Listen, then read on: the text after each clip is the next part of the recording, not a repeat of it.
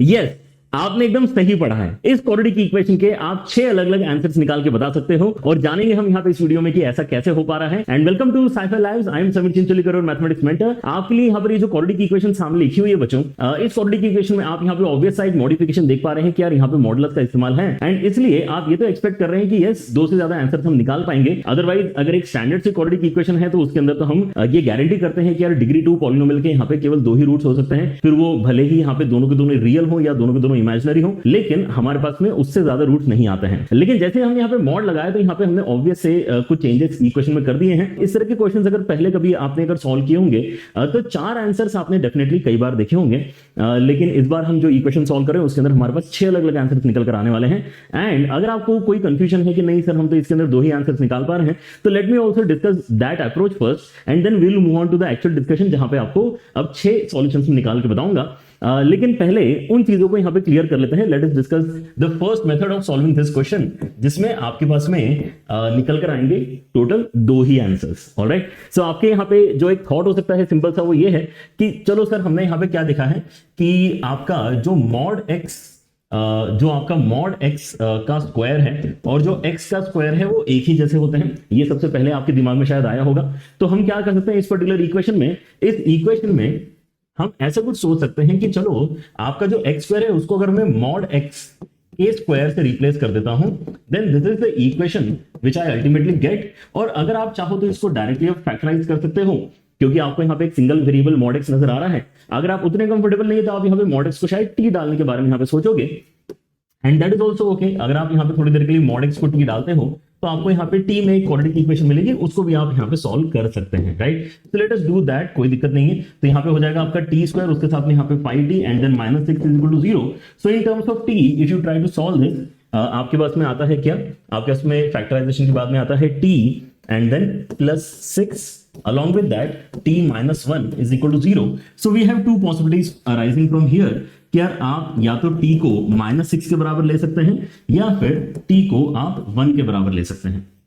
लेकिन t क्या है, t तो आपका यहाँ पे मॉड x है, तो आप इसका मतलब मॉड x को यहाँ पे -6 लेना चाहते हो और इस पर्टिकुलर केस में मॉड x को आप 1 के बराबर लेना चाहते हो। ये ऑब्वियसली आपको यहाँ पे नो सॉल्यूशन जनरेट करके देगा, क्योंकि मॉडुलस की वैल्यू तो आपकी नेगेटिव कभी हो ही नहीं सकती। और यहां से आप कमेंट कर सकते हैं कि x की वैल्यू प्लस और -1 आप बता सकते हैं, ठीक है ना, which absolutely is the right answer, है ना। इसके अंदर कोई शक नहीं है कि ये आपका एकदम करेक्ट आंसर है, प्लस और -1। लेकिन ये 2 ही आंसर्स हैं, लेकिन ये अभी आपके इसमें 2 ही आंसर है। अगर आप यहाँ पे +-1 डाल के देखोगे तो सेटिस्फाई भी होते हुए आपके यहाँ पे नजर आएगा। दोनों ही केसेस में यहाँ पे 1 + 5 एंड देन -6 होके इक्वेशन 0 के बराबर हो रही है, मतलब ये आपके एकदम करेक्ट आंसर्स निकले हैं, right.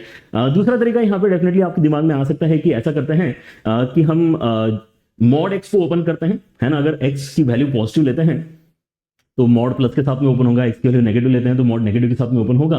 But using that approach also will give you only these possible values, है ना। वहां से भी आप अपने सॉल्यूशन को करके देख सकते हैं। एक सॉल्यूशन मैंने आपके यहाँ पे प्रेजेंट किया है जहां से आपके पास में +-1 आंसर्स निकले हैं। Second approach I am leaving up to you.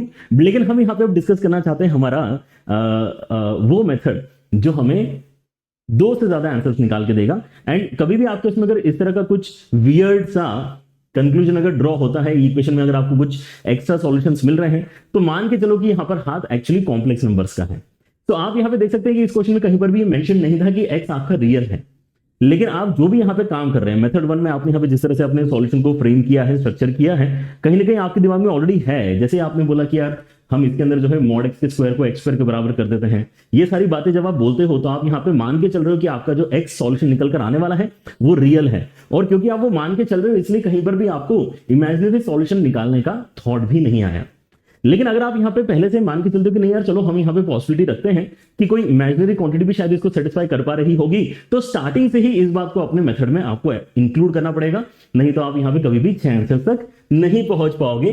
So let us begin our actual discussion which is the second method, which is the actual method of solving this question to get the answers that we want. So आप यहाँ पर क्या बोलते हैं कि देखो हमारे पास जो इक्वेशन है x² + 5 mod x and then -6 is equal to 0। क्यों ना ऐसा करें कि हम मानते हैं कि यार यहाँ पे शायद हमारे पास कॉम्प्लेक्स आंसर्स भी आ सकते हैं। So let us consider x as a + ib and अगर आप यहाँ पे x को a प्लस आई बी के बराबर मानते हैं, इन दैट केस आपको क्या करना पड़ेगा, आपको x स्क्वायर के प्लेस में क्या लिखना है, x स्क्वायर के प्लेस में a प्लस आई बी का होल स्क्वायर लिखना है। And what is that going to give you, a square plus I square B square. I square B square अगर आप देखते हैं यहाँ पे तो वो माइनस बी स्क्वायर के बराबर बनेगा। एंड देन 2ab फर्दर आपको मिलने वाला है। लेकिन अगर मैं बोलता हूं कि मॉड x आप यहां पर बताओ, तो this will represent modulus of this particular complex number, मतलब modulus of a plus I b which will be actually under root of a square plus B square, right. So यहीं से देखो आपके पास में जो डिफरेंस है एकदम क्लियर हो जाता है। डिफरेंस क्लियर क्यों हो जाता है, क्योंकि अगर आप यहाँ पे मॉड x का स्क्वायर लिखोगे तो a square plus B square मिलेगा, लेकिन x स्क्वायर की वैल्यू यहाँ पे a square plus B square नहीं है। पिछले सॉल्यूशन में आप यहाँ पे इसी केस से स्टार्ट कर रहे हो अपने सॉल्यूशन को, क्या मान के चल रहे हो कि मॉड x का square is same as x square, which can happen only when your x is real. अगर आप यहाँ पे इमेजिनरी की पॉसिबिलिटी लेके चलते हैं, देन ये क्लियरली आपको दिखाई दे रहा है कि यार ये दोनों बराबर वैसे नहीं हो रहे हैं, राइट। मॉड x का स्क्वायर और x का स्क्वायर आपका बराबर नहीं आ रहा है, राइट। सो चलिए हम यहाँ पे अब अपने इस assumption के साथ में अपने क्वेश्चन को सॉल्व करना स्टार्ट करेंगे। Let us plug in the values over there. तो आप यहाँ पे x स्क्वायर के प्लेस में क्या रिप्लेस करना चाहते हैं, so now in place of x square we are going to get something like this. ये हो जाएगा आपके पास a square minus B square and 2abi, है ना, ये x स्क्वायर का रिप्लेसमेंट है। Then we have 5 times of under root of a square plus B square and with this we also have -6 is equal to 0। अब यहाँ पे solve करने का तरीका क्या होगा कि हम यहाँ पे सारे रियल टर्म्स को अलग करेंगे, सारी इमेजिनरी टर्म्स को अलग करेंगे। इंटरेस्टिंगली इमेजिनरी टर्म हमारे पास में केवल एक ही है, बाकी जो भी कुछ है वो रियल ही है। So a square minus B square plus 5 times of under root of a square plus B square -6, ये पूरा का पूरा आपका रियल कॉम्पोनेंट है। एंड इसके साथ में आ गया है 2ab टाइम्स ऑफ i, जो आपका इमेजिनरी कंपोनेंट है।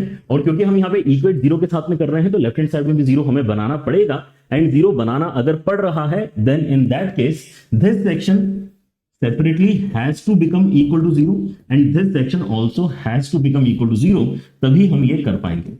अच्छा एक बात और, क्योंकि हमने अपने x को a प्लस आई भी माना है, मतलब ये क्लियर है कि इस क्वेश्चन को आगे जब हम प्रोसीड करेंगे तो a और b आपके लेकिन रियल क्वांटिटीज ही हो सकते हैं। पॉजिटिव, नेगेटिव, रैशनल, इरैशनल हो सकते हैं, लेकिन यहाँ पे a और b रियल होंगे, इस बात की हमें गारंटी है यूजिंग द नोटेशन आइडिया जो हमें पहले से पता है।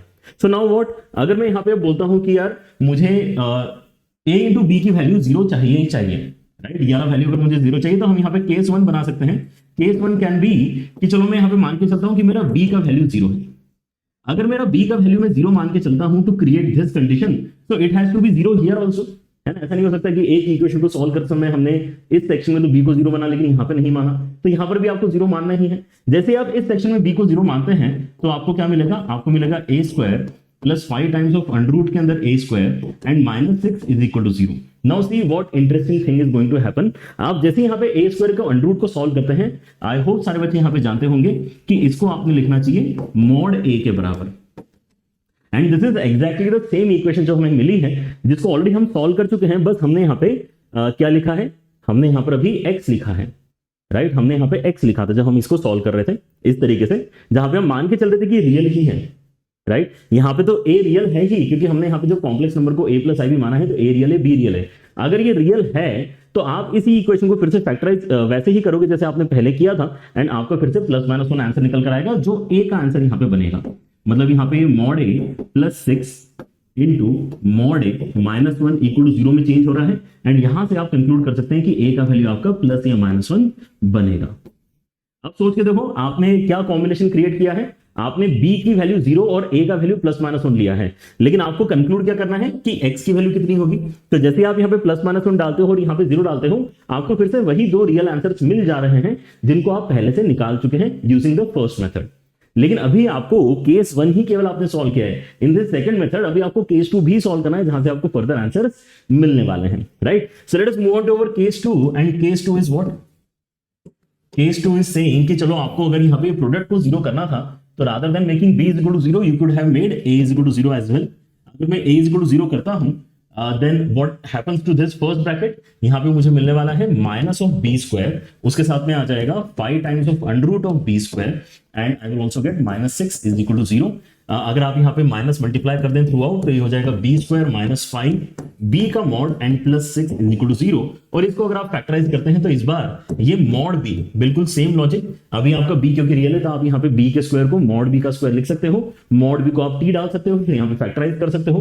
फैक्टराइज अगर आप यहाँ पे करते हैं तो ये जो है mod b minus 2 and mod b minus 3 की मदद से फैक्टराइज होगा, जहां से आपको मॉड b के दो पॉसिबल आंसर्स मिलते हैं, या तो आप इसको 2 बोल सकते हो या फिर मॉड b के वैल्यू को आप 3 बोल सकते हो, राइट। यहां से b का वैल्यू क्या निकल कर आता है आपका प्लस या माइनस 2, और यहां से b का वैल्यू निकल कर आता है प्लस या माइनस 3। क्या क्लियर है? लेकिन आपने जिस तरह से x डिफाइन किया है, जिस तरह से आपने x डिफाइन किया है, अगर आपने b के ये वैल्यूज निकाले हैं तो एक्चुअली x कितना बनेगा, इस पॉइंट पे आपने a की वैल्यू ऑलरेडी 0 डाल के रखी है तो ये तो 0 हो गया, मतलब i टाइम्स ऑफ b आपका आंसर बनेगा, मतलब i times of plus minus 2 and i times of plus minus 3 are also our answers. अगर आप यहाँ पे फाइनली आप सारे आंसर्स को अगर लिस्ट डाउन करना चाहें तो आपके पास में कितने आए हैं आंसर्स, 6 आंसर्स आए हैं, जिनमें से 2 रियल आंसर्स हैं, ठीक है ना। x के 2 रियल आंसर्स कौन कौन से हैं, 1 एंड -1 ऑब्वियसली, लेकिन बाकी 4 आंसर्स कौन से हैं, यहां से आपको आंसर्स मिलने वाले हैं जो है basically 2i -2i 3i and -3। Alright, so these are the 6 answers. एक बात यहां पे आप सीखने वाली क्या है कि अगर कभी भी आपको इस तरह का कोई सिचुएशन मिलता है जहां पे अनएक्सपेक्टेड सा कुछ हो रहा है मैथमेटिक्स में, then you can very easily take it as a guarantee कि यार कहीं ना कहीं कॉम्प्लेक्स नंबर शायद इन्वॉल्व होगा।